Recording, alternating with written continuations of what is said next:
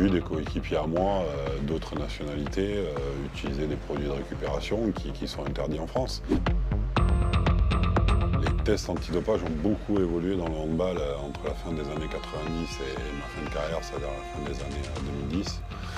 On a été de plus en plus contrôlés, et notamment pour les joueurs de l'équipe de France. C'était aussi assez contraignant lorsque j'ai évolué en France à la fin de ma carrière, parce que là, pour le coup, il y avait vraiment une grosse recherche de la part de l'agence antidopage. On devait remplir une fiche en mettant chaque semaine, chaque jour où c'est qu'on s'entraînait, notre adresse perso, etc., pour qu'ils puissent venir nous contrôler de manière inopinée.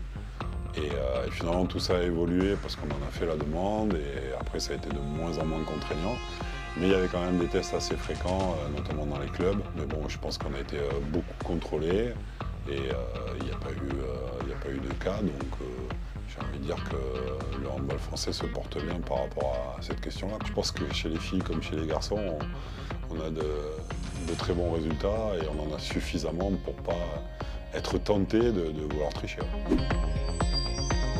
J'ai vu des coéquipiers à moi d'autres nationalités utiliser des produits de récupération qui sont interdits en France. Voilà, comme eux, ils en avaient l'autorisation, et qu'en plus c'était autorisé en Espagne ou en Allemagne dans les clubs où on jouait. Il n'y avait pas de problème avec ça, et j'ai été confronté une fois à Barcelone, dans une période de fatigue, au fait que mon médecin voulait effectivement que je prenne certains compléments alimentaires ou vitamines, etc.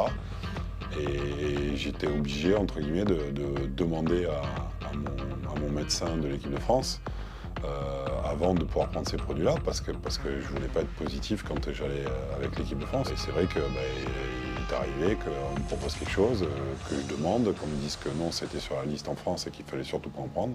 Et du coup, je n'en ai pas pris. On est une des meilleures nations mondiales de hand en hommes et en femmes depuis presque 30 ans déjà. Donc effectivement, on a un suivi sur ce sport-là, qui est le 4e sport co contrôlé dans la hiérarchie des sports co. Et en comparaison, en Allemagne, qui organise l'un des meilleurs championnats au monde, on est sur les mêmes chiffres de contrôle par an. Voilà, donc le hand est contrôlé à sa juste valeur, on va dire. On pourrait très bien imaginer que des joueurs de hand soient également dans un groupe cible.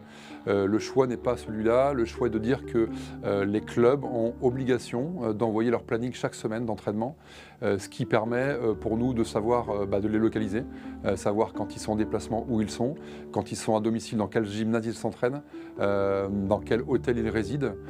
Et donc c'est ce qui nous permet, nous, de pouvoir localiser et de diligenter des contrôles.